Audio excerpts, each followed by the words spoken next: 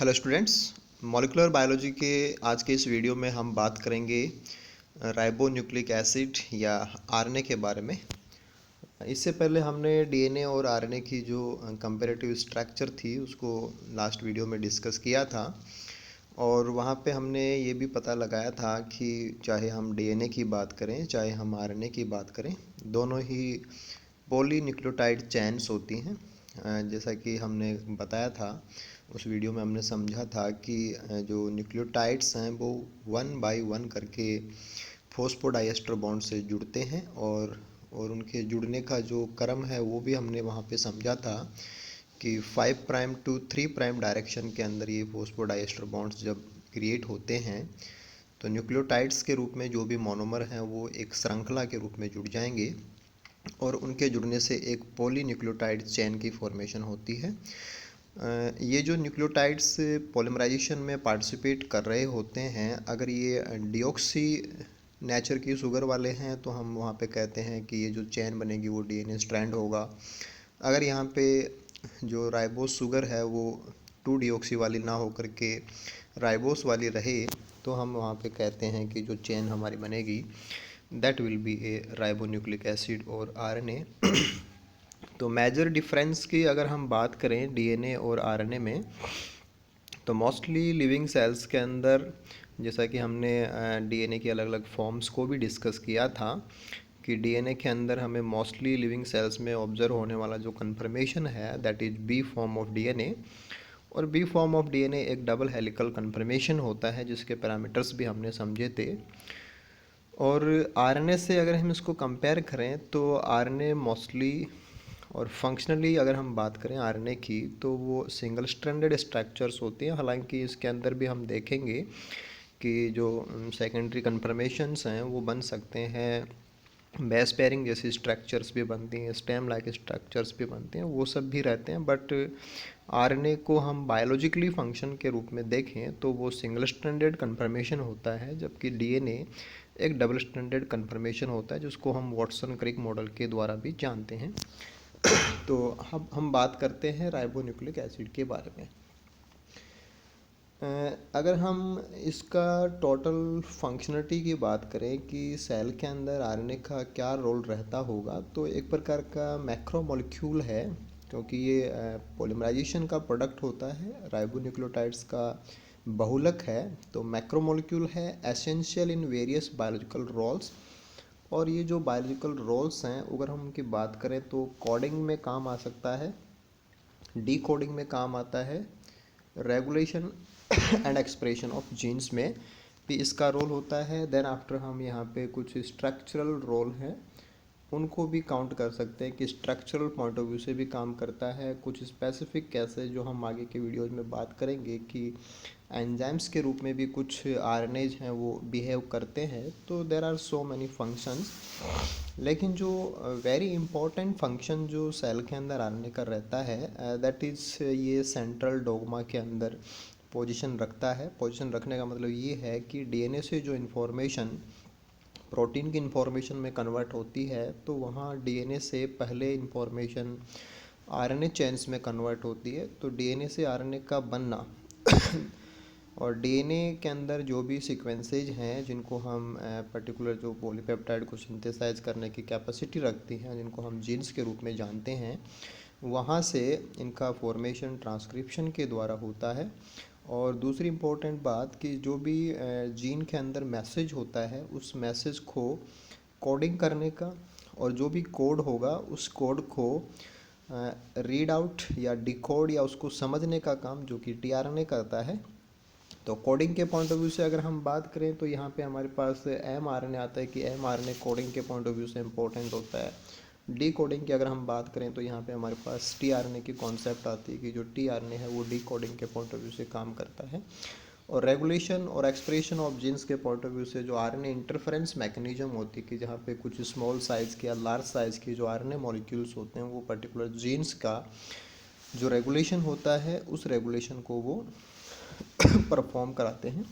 इसके अलावा स्ट्रक्चर्स की बात करें तो राइबोसोम के अंदर एज ए स्ट्रक्चर बिहेव करता है। अगर हम स्प्लाइसिंग की बात करें तो वहाँ पे जो SN-RNPs होते हैं उनके अंदर भी ये स्ट्रक्चर का कंपोनेंट होता है, और जो राइबोजाइम्स वगैरह होते हैं वहाँ पे ये RNA के रूप में भी काम करता है। तो डाइवर्सिटी है आरएनए के फंक्शंस को लेकर के, सेलुलर मैकेनिज्म के अंदर इसके रोल्स को लेकर के काफ़ी ज़्यादा वेरिएबिलिटी है, और डाइवर्सिटी है कि different type of mRNA have different type of functions. They may be of coding related, they may be of decoding related, they may be concerning with regulation and expression of gene. कुछ जगह पे हमें structural point of view से भी RNA काम करता हुआ मिलेगा, कुछ जगह पे हमें एंजाइम्स के रूप में भी आरएनए काम करता हुआ मिलेगा। बट इन सब के बावजूद जो इम्पोर्टेंट फीचर होती है इसकी, वो यही है कि ये एक मैक्रोमोलिक्यूल है, राइबोन्यूक्लियोटाइड्स का बहुलक है। जब हम राइबोन्यूक्लियोटाइड्स बोलते हैं तो इसका मतलब सिंपली ये है कि यहाँ पे हमारे पास राइबोस शुगर है, और राइबोस शुगर को भी अगर हम डीएनए वाली डीऑक्सी से कंपेयर करें तो हमें पता होना चाहिए कि इसकी जो सेकंड पोजीशन होती है राइबोस शुगर की, वहाँ पे OH प्रेजेंट होता है, जबकि डीएनए के अंदर जो डीऑक्सी राइबोस होती है वो एक्चुअल में 2 डीऑक्सी पोजीशन उसकी हो जाने से वहाँ पे सेकंड पोजीशन पे OH नहीं होता है।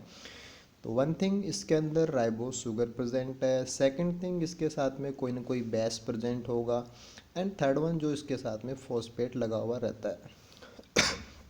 तो फॉस्फेट, शुगर एंड बेस, इन तीनों के कंपोजिशन से न्यूक्लियोटाइड बनता है, लेकिन यहाँ पे अगर शुगर राइबोस प्रकार की है तो हम इसको राइबोन्यूक्लियोटाइड बोलेंगे, और एक राइबोन्यूक्लियोटाइड दूसरे राइबोन्यूक्लियोटाइड के साथ में फॉस्फोडाइएस्टर बॉन्ड से जुड़ता है। जुड़ने की डायरेक्शन 5 प्राइम टू 3 प्राइम होता है, यानी कि पहला जो न्यूक्लियोटाइड 1 होगा उसका 3 प्राइम का OH, और आने वाला जो नेक्स्ट न्यूक्लियोटाइड है उसका 5 प्राइम का फॉस्फेट आपस में फॉस्फोडाइएस्टर बॉन्ड से जुड़ते हैं, और इनके जुड़ने से एक पोलरिटी के साथ में मॉलिक्यूल डेवलप होता है, यानी कि 5 to 3 डायरेक्शन के अंदर एक बहुलक बनता है, and that macromolecule is behave like a nucleic acid. अगर शुगर हमारी राइबोस है तो it will be A ribonucleic acid, जिसे हम सिंपली RNA के रूप में बोल सकते हैं। अगर हम इस फिगर को समझें तो हम यहाँ से देख सकते हैं कि यहाँ से हम चलें, this is the phosphate, this one is the phosphate, और यहाँ पे ये ग्वानिन बेस दिखा रखा है।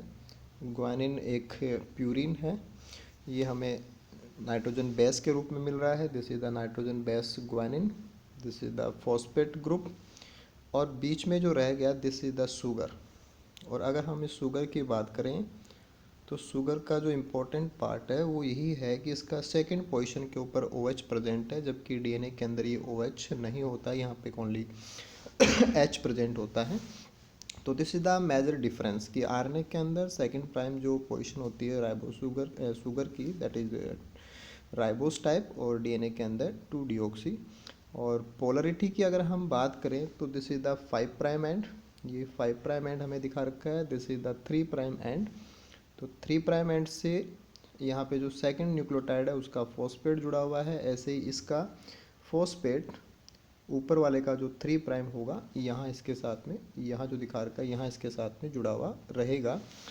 तो ये हमें पता होना चाहिए कि न्यूक्लियोटाइड्स कहाँ पे है, उसकी 5 प्राइम पोजीशन कहाँ पे है, 3 प्राइम पोजीशन कहाँ पे है, फॉस्फोडाइएस्टर बॉन्ड कहाँ पे होता है, और डीएनए और आरएनए की शुगर्स में कहाँ पे डिफरेंस होता है। तो ये तो कुछ स्ट्रक्चर से जुड़ी हुई बातें थी जो हमें पता होनी चाहिए। इसके बाद में हम नेक्स्ट बात करते हैं कि सेल के अंदर जो मैकेनिज़म्स मेनली जो प्रोसेस जो पर्टिकुलर जो जेनेटिक इंफॉर्मेशन के कन्वे से लेकर के जुड़ी हुई होती हैं, जिनको हम सेंट्रल डोग्मा के रूप में जानते हैं, कि जो डीएनए के रूप में इंफॉर्मेशन है उसको प्रोटीन के रूप में कन्वर्ट करने के लिए जो भी पूरी प्रोसेस होती है उसी को हम सेंट्रल डोग्मा के रूप में जानते हैं। तो उस सेंट्रल डोग्मा को परफॉर्म करने के पॉइंट ऑफ व्यू से, या वो सब होता रहे उसके लिए सेल में कुछ खास प्रकार के आरएनएज हैं वो काम करते हैं। तो हम यहाँ पे 1 by 1 करके जो वेरियस टाइप्स ऑफ आरएनए हैं उनकी बात करते हैं। तो एक तो हमारे पास आएगा राइबोसोमल आरएनए, जिसको हम आरएनए के रूप में जानते हैं, दिस इज द राइबोसोमल। तो राइबोसोमल से इसका आर है। सेकंड इज मैसेंजर आरएनए, जिसको हम mRNA के रूप में जानते हैं, and third one is tRNA, that is transfer RNA. तो हालांकि इसके अलावा भी काफ़ी दूसरे प्रकार के आरएनएज भी हैं, लेकिन हम उनको आगे की वीडियोज़ में अलग से स्पेसिफिक आरएनए मॉलिक्यूल्स के रूप में जानेंगे। लेकिन यहाँ सेंट्रल डोग्मा के पॉइंट ऑफ व्यू से या डीएनए में जो भी इंफॉर्मेशन है उसको प्रोटीन के इंफॉर्मेशन तक कन्वर्ट करने का जितना भी पार्ट सेंट्रल डोग्मा के अंदर काउंट होता है, उसमें फंक्शन के एंगल से बात करें तो सेल में 3 इंपॉर्टेंट प्रकार के आरएनए हैं। One is the rRNA, second is mRNA and third one is the tRNA, जिनको हम राइबोसोमल, मैसेंजर और ट्रांसफर आरएनए के रूप में जानते हैं। अब हम सबसे पहले बात करते हैं राइबोसोमल आरएनए की।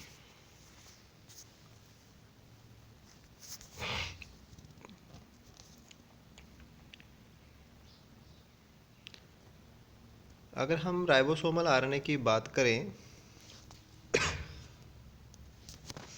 जैसा कि हम इसको सिंपली आरआरएनए के रूप में भी जानते हैं, this is structural and functional component of ribosome.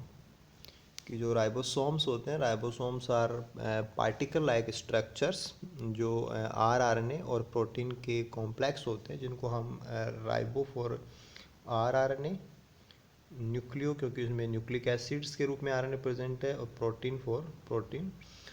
तो राइबो न्यूक्लियो यानी कि राइबो न्यूक्लिक एसिड, आरएनए और प्रोटीन का कॉम्प्लेक्स होता है राइबोसोम।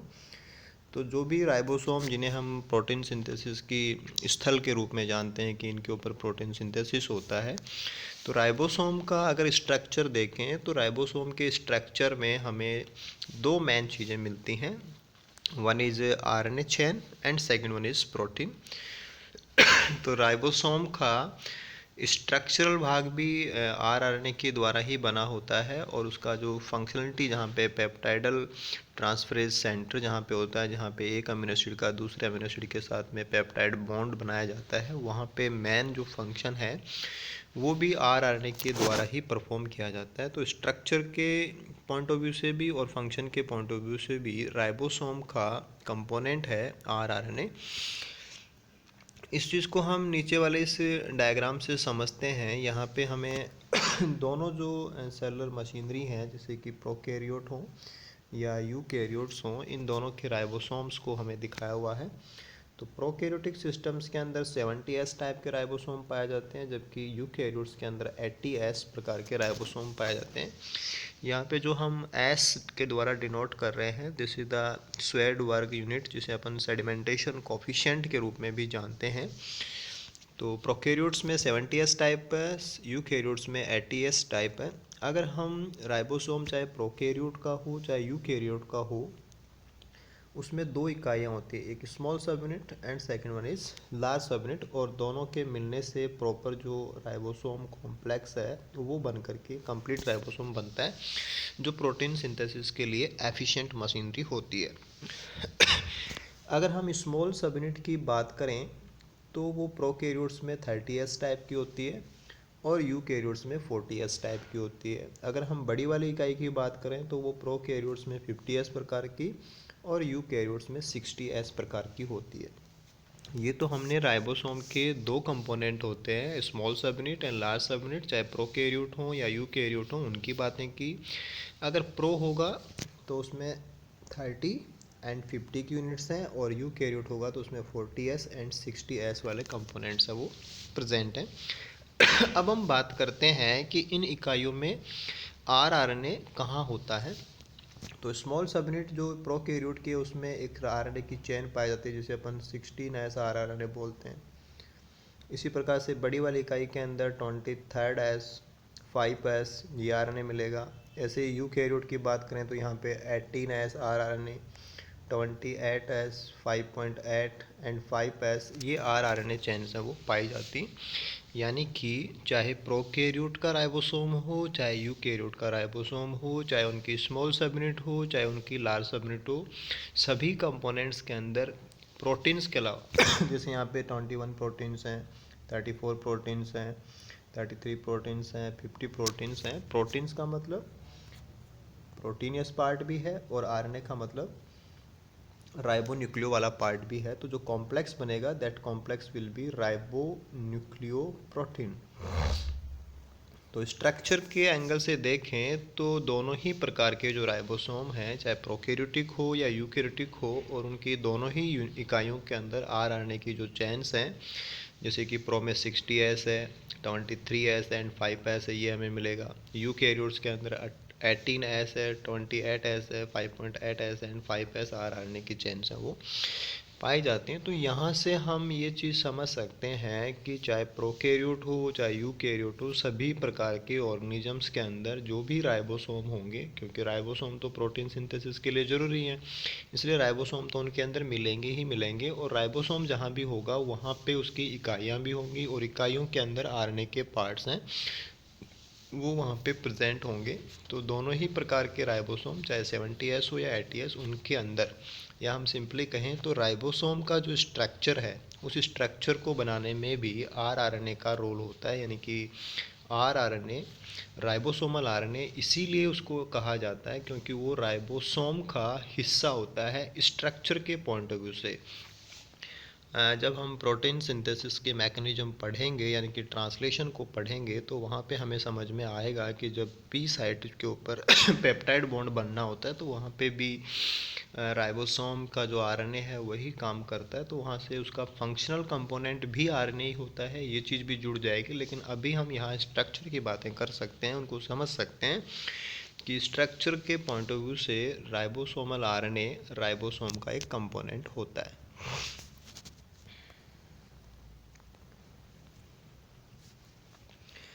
यहाँ पे हम समझ सकते हैं कि बैक्टीरियल राइबोसोम, यानी कि this is the 70S type, और this is the eukaryotic ribosome, this is 80S type. तो दोनों प्रकार के राइबोसोम हमें दिखाए हुए हैं, इसकी स्मॉल सब यूनिट, लार्ज सब यूनिट, ये सब हमें दिखाई दे रही हैं। तो यहाँ पे जो चेन्स हैं वो आरएनए चेन्स और प्रोटीन, इन दोनों का एक कॉम्प्लेक्स है। ये जो 3D डायग्राम यहाँ पे बनाया हुआ है, दिस इज फॉर कॉम्प्लेक्स, और ये कॉम्प्लेक्स एक्चुअल में वही है, राइबो न्यूक्लियो प्रोटीन कॉम्प्लेक्स।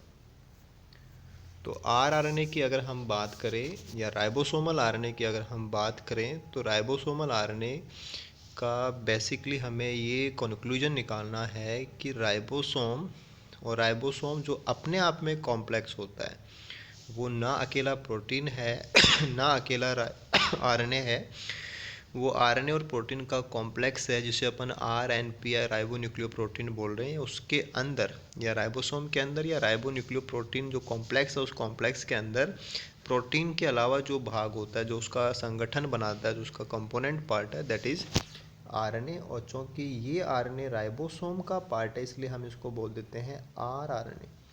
तो this was the very first type of RNA, जिसको हम राइबोसोमल आरएनए बोलते हैं, जो स्ट्रक्चरल पॉइंट ऑफ व्यू से और फंक्शनल पॉइंट ऑफ व्यू से राइबोसोम का पार्ट होता है। तो आज के इस वीडियो में हमने बात की कि राइबोसोमल आरएनए क्या है। नेक्स्ट वीडियो में हम जो एमआरएनए है उसकी बातें करेंगे, एंड देन वन अपन जो टीआरएनए है उसको हम समझेंगे। तो आई होप ये चीज़ें आपकी क्लियर हुई होंगी। Okay then, thank you so much.